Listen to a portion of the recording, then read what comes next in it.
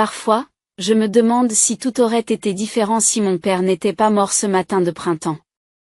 Je n'avais que 6 ans, mais je m'en souviens comme si c'était hier. Papa préparait des crêpes, sa spécialité du dimanche. Il les façonnait toujours en formant des visages amusants qui me faisaient rire. Maman mettait la table en fredonnant un air dont je ne me souviens plus. Lily, princesse, venez aider votre père à retourner ses chefs-d'œuvre. C'est ce qu'a appelé papa, en agitant sa spatule comme une baguette magique. J'ai sauté du canapé, abandonnant mon lapin en peluche préféré, et j'ai couru jusqu'à la cuisine. C'est là que ça s'est passé. La spatule s'est écrasée sur le sol et papa s'est serré la poitrine, le visage tordu par la douleur. Tout ce qui a suivi est un flou de sirènes d'ambulance, de couloirs d'hôpital et de larmes de maman. C'est ainsi que mon père est parti, laissant derrière lui une maison vide qui semblait trop grande et trop silencieuse. Mais ma mère n'a pas pleuré longtemps. Elle a rencontré Richard dans un groupe d'entraide pour parents veufs. Et elle semblait assez sympathique, grand, avec des yeux doux et un sourire tendre qui me rappelait un peu mon père. À bout d'1 an, ils se sont mariés et il a emménagé dans notre maison. J'essayais de m'adapter à l'arrivée d'une nouvelle figure paternelle lorsque ma mère a lâché une autre bombe. Elle était enceinte. Je me souviens de son visage rayonnant d'excitation lorsqu'elle m'a annoncé que j'allais devenir grande sœur. J'avais 8 ans lorsque Tommy est né, et c'est là que tout a changé. C'est à ce moment-là que maman a quitté son emploi d'enseignante à l'école primaire. Tommy a besoin de moi, disait-elle chaque fois que quelqu'un remettait sa décision en question. Ces premières années sont cruciales pour le développement d'un enfant. Je voulais poser une question sur mes premières années, pour savoir si elles n'avaient pas été cruciales, mais les mots sont restés coincés dans ma gorge. Au lieu de cela, j'ai vu le monde de ma mère se rétrécir progressivement jusqu'à ce qu'il tourne entièrement autour de Tommy. Elle oubliait de préparer mon déjeuner pour l'école, puis se montrait surprise lorsque je mentionnais que j'avais faim au dîner. Oh, je suis désolée, mon chéri, disait-elle distraitement, en se retournant déjà vers Tommy. J'étais tellement occupée avec le rendez-vous de Tommy chez le médecin aujourd'hui. Ce n'était pas juste 1 ou 2 fois, c'était devenu notre nouvelle habitude. Richard l'a remarqué. Je l'ai surpris en train de regarder maman avec un froncement de sourcils inquiet alors qu'elle s'occupait de Tommy, m'ignorant complètement à la table du dîner. Un soir, alors que j'étais seule à faire mes devoirs, il s'est assis à côté de moi. Tu sais, Lily, dit-il doucement en m'aidant à résoudre mes problèmes de mathématiques. Parfois les gens sont tellement pris par une chose qu'ils oublient de voir ce qu'ils peuvent manquer d'autres. Au fur et à mesure que Tommy grandissait, il devenait impossible d'ignorer la tension qui régnait dans notre maison. Richard a essayé de parler à maman un nombre incalculable de fois de son obsession pour Tommy, mais cela se terminait toujours de la même manière. Maman se mettait sur la défensive et se mettait en colère. Je me souviens d'un soir particulier où Richard a abordé le sujet pendant le dîner. Tommy avait environ 5 ans, il poussait sa nourriture autour de son assiette, tandis que maman était au-dessus de lui, essayant de le convaincre de manger juste une bouchée de plus. Sarah, dit Richard en posant sa fourchette, il faut qu'on en parle. Tu ne peux pas continuer à le surveiller comme ça. Il faut qu'il apprenne à faire les choses tout seul. Le visage de maman se durcit immédiatement. Qu'est-ce que tu veux dire? Que je suis une mauvaise mère? Ce n'est pas ce que je voulais dire, et tu le sais, répondit Richard en gardant sa voix calme. Mais tu as 2 enfants ici, pas un seul. Et un mari aussi, d'ailleurs. Je faisais semblant d'être très intéressée par ma purée, mais j'étais suspendue à chaque mot. Tommy a besoin de moi, a craqué maman. Il est encore si jeune. J'étais jeune aussi, marmonnai-je sous ma respiration, mais personne ne semblait m'entendre. La situation a atteint son paroxysme lorsque Richard a suggéré d'inscrire Tommy à la petite ligue de baseball. J'étais assise dans l'escalier, censée faire mes devoirs, quand je les ai entendus se disputer dans la cuisine. Pas du tout. La voix de maman était stridente. Sais-tu à quel point le baseball peut être dangereux? Il pourrait se faire frapper par la balle, ou se tordre la cheville, ou, pour l'amour de Dieu, Sarah, il a besoin d'expérimenter la vie. Tu ne peux pas le protéger de tout. Mais maman ne voulait pas bouger. Au lieu de cela, Elle a inscrit Tommy à des cours d'art au centre communautaire. Je me souviens encore du visage renfrogné de Tommy, assis là, traînant sans réfléchir son pinceau sur le papier, alors que d'autres enfants essayaient d'apprendre. Il a abandonné après 3 séances, et sa mère a reproché au professeur de ne pas comprendre l'esprit créatif de son fils. Pendant ce temps, Richard a commencé à passer plus de temps avec moi.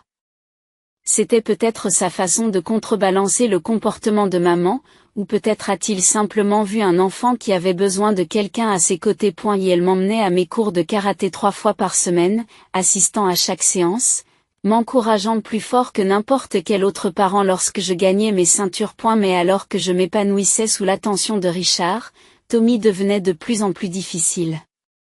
Il laissait sa chambre en désordre, avec des jouets et des vêtements partout. Et maman se tournait vers moi avec ce regard que j'avais fini par redouter. Lily, sois gentille et range la chambre de Tommy, disait-elle, sans vraiment le demander, mais en le disant. Un jour, Richard a eu vent de cet arrangement. Ce n'est pas sa bonne, Sarah, protesta-t-il.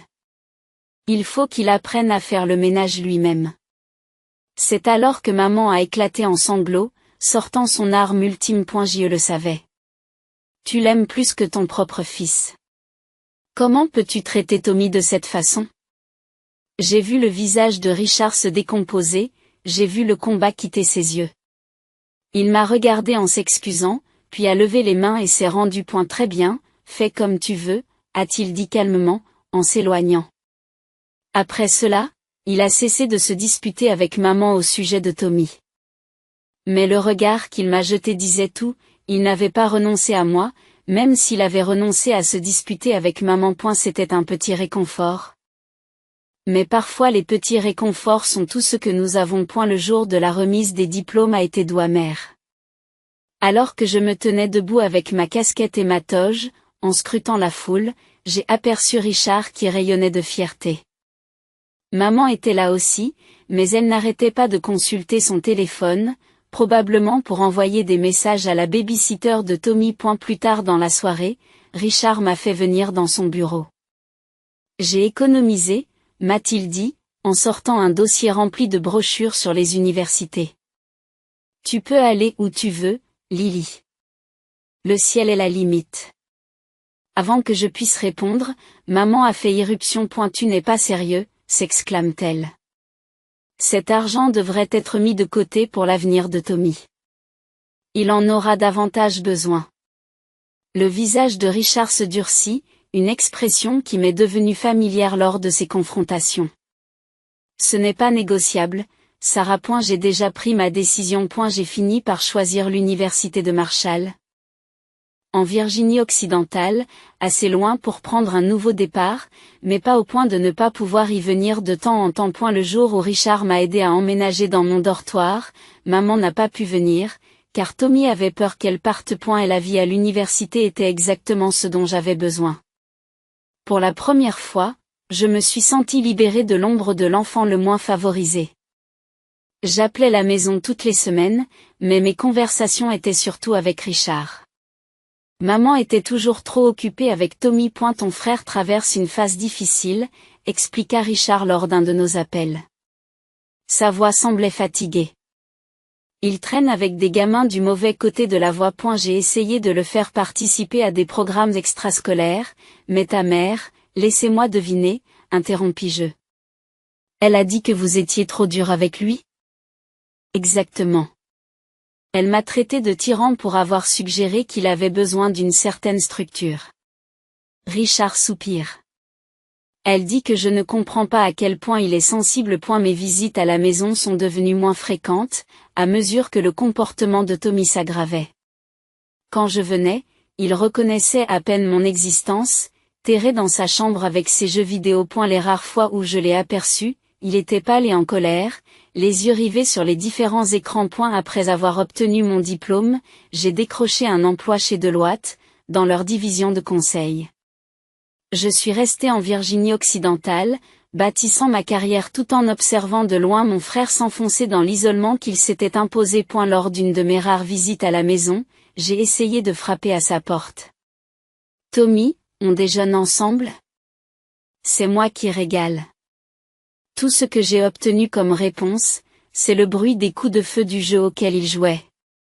Maman, qui passait dans le couloir, a haussé les épaules. Elle ne se sent pas sociable aujourd'hui. Il est très stressé, tu sais. Le contraste entre nos vies n'aurait pas pu être plus frappant. Alors que je poursuivais mes objectifs professionnels, Tommy se contentait de réalisations virtuelles, soutenu par les excuses interminables de sa mère. Le visage déçu de Richard en disait long, mais à ce moment-là, même lui avait largement renoncé à intervenir. À 27 ans, j'avais enfin économisé suffisamment pour verser un acompte sur mon propre logement. Ce n'était pas énorme, juste un appartement d'une chambre dans un quartier décent, mais c'était le mien. Le jour où j'ai reçu les clés, je n'ai pas pu m'empêcher de sourire. Toutes ces années d'économie, de déjeuner dans des sacs bruns et de refus des vêtements de marque avaient finalement porté leurs fruits. Il faut que vous veniez tous la voir, disais-je lors de mon appel hebdomadaire à la maison. J'organise une pendaison de crémaillère samedi prochain. Je préparerai le dîner, Richard, et même tes lasagnes préférées. Je ne manquerai ça pour rien au monde, mon garçon, a répondu Richard avec chaleur. Et la voix de maman se fait entendre sur l'autre ligne. Oh, chérie, je ne pense pas que nous puissions venir. Tommy a des projets ce jour-là. Des projets ?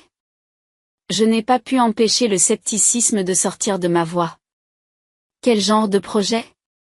Des projets très importants, dit vaguement maman. J'entendais le jeu vidéo de Tommy en arrière-plan. Le jour de la pendaison de crémaillère, seul Richard s'est présenté.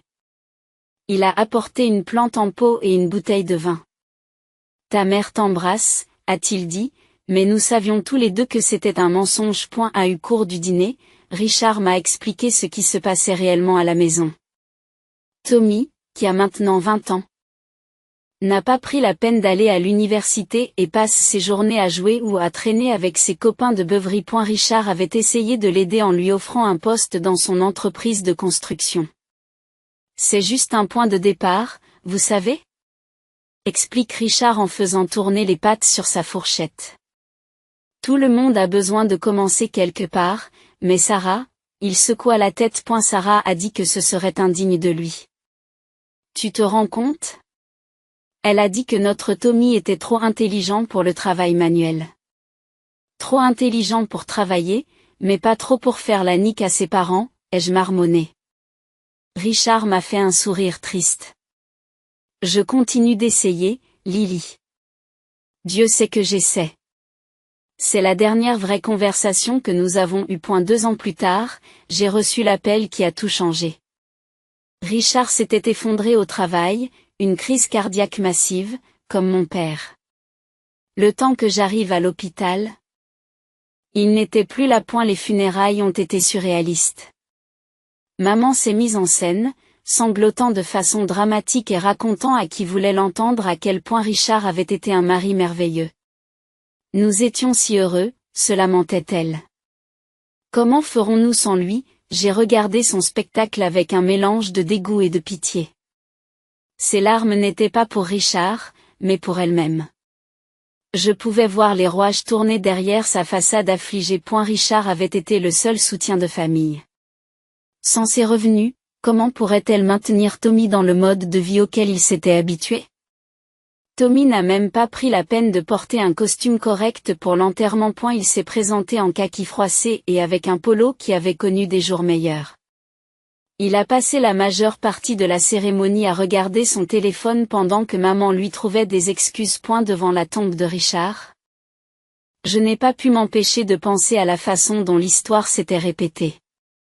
Une autre figure paternelle, une autre crise cardiaque, un autre enterrement. Mais cette fois, j'étais assez âgée pour tout voir clairement, y compris le fait que les larmes de maman étaient plus liées à son compte en banque qu'à son cœur brisé. 1 an après la mort de Richard, j'avais pratiquement perdu le contact avec maman et Tommy. Le peu que je savais provenait des appels occasionnels de tante Linda. Ils s'en sortent grâce aux économies de Richard, m'a-t-elle dit. Ta mère a vendu sa Chevrolet le mois dernier. Les outils de son atelier sont partis avant. J'ai essayé de ne pas m'en soucier. J'ai vraiment essayé. Mais quand le numéro de maman a clignoté sur mon téléphone un mardi soir, mon cœur a encore battu la chamade. Lily, sa voix était plus grave que dans mes souvenirs. J'ai besoin que tu rentres à la maison. S'il te plaît. Quelque chose dans son ton m'a fait réserver un vol pour le lendemain. Lorsque je me suis arrêtée devant notre ancienne maison, j'ai à peine reconnu l'endroit. La pelouse autrefois impeccable que Richard avait méticuleusement entretenue était envahie par les mauvaises herbes. La peinture des cadres de fenêtres s'écaillait et l'un des volets pendait de travers. Mais la maison n'était pas la seule chose à avoir mal vieilli. Maman a ouvert la porte et j'ai dû retenir mon souffle. La femme pleine de vie dont je me souvenais avait été remplacée par quelqu'un qui paraissait avoir 20 ans de plus que son âge réel. Des rides profondes tapissaient son visage et ses cheveux, qu'elle avait toujours parfaitement colorés et coiffés, laissaient apparaître des racines grises. Entrez, dit-elle en me conduisant dans le salon. La maison sentait le renfermé et la vaisselle était entassée dans l'évier. Une fine couche de poussière recouvrait tout. Cela venait de la femme qui m'obligeait à relaver les assiettes si elle voyait la moindre tache d'eau. Maman, que se passe-t-il? Demandai-je en m'installant sur le canapé. Un ressort s'est enfoncé dans ma cuisse, une autre chose que Richard aurait réparée immédiatement. Elle s'est effondrée presque immédiatement. Nous n'avons plus d'argent, Lily. Ma pension couvre à peine les charges et les économies. Elle a tordu ses mains sur ses genoux. Il n'y en a presque plus.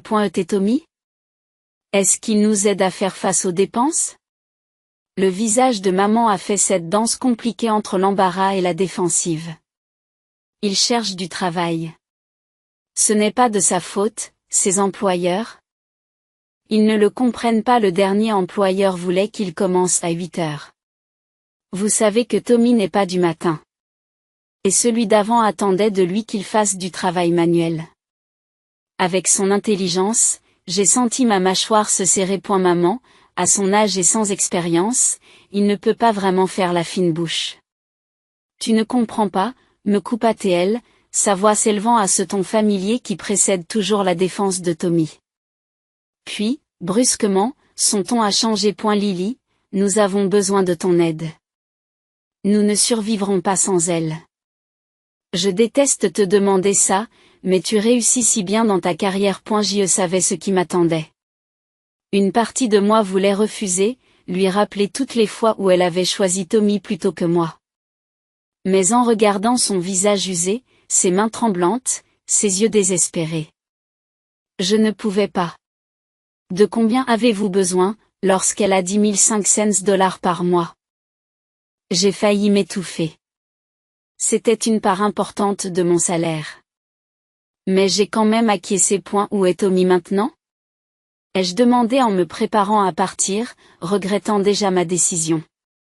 Oh, il est à un entretien d'embauche, dit maman avec un léger sourire.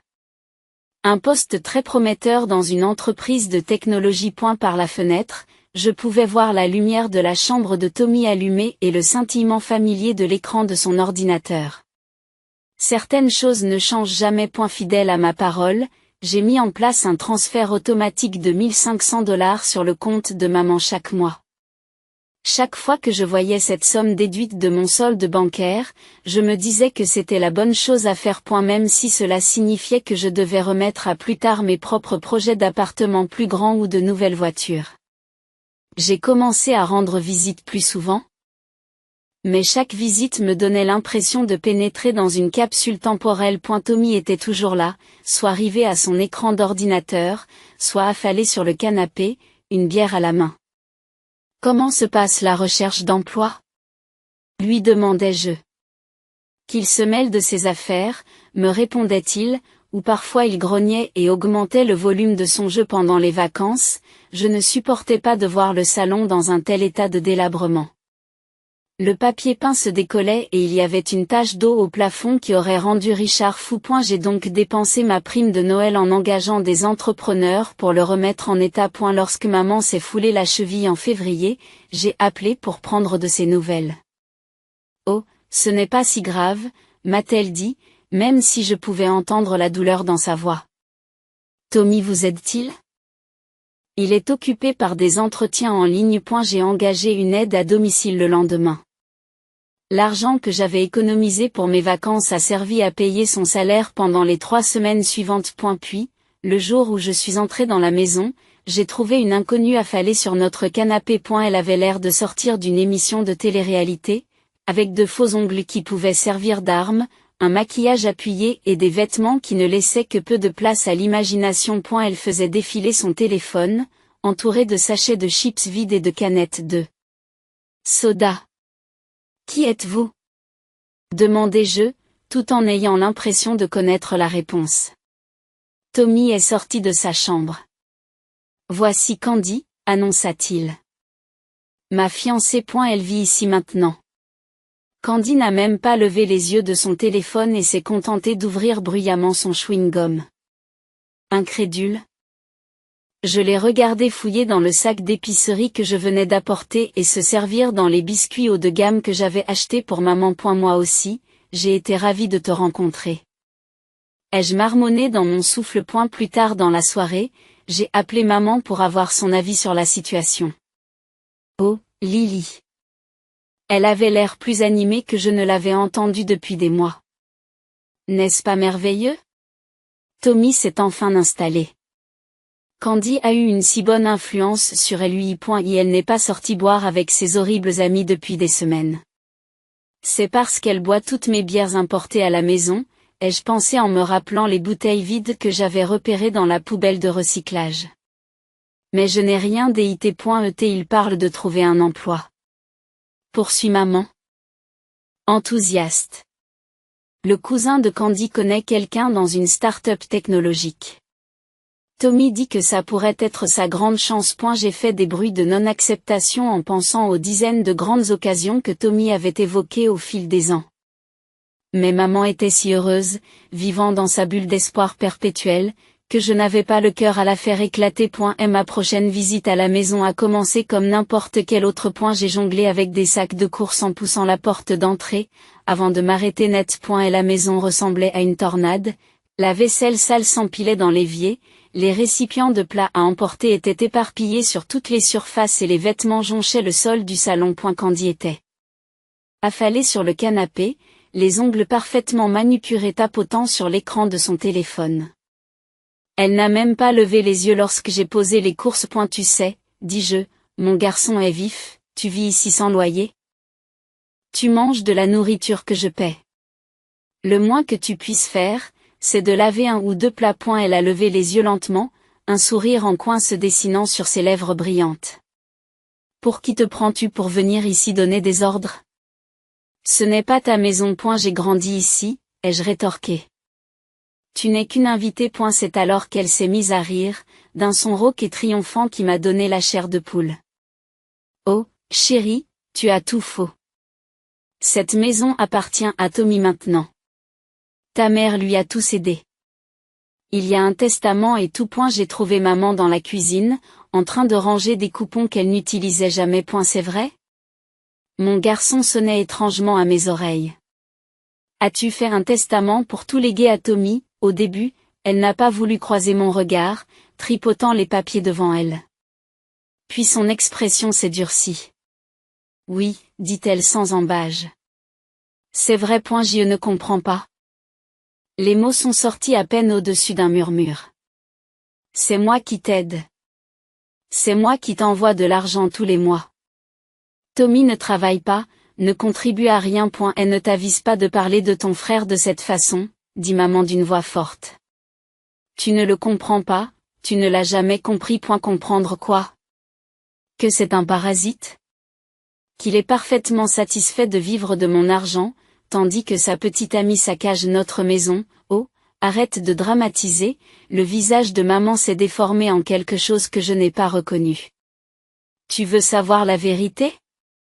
Je ne t'ai jamais aimé comme j'ai aimé Tommy. Il est meilleur que toi dans tous les domaines. Je ne veux plus te voir ici. Les mots ont frappé comme des coups de poing.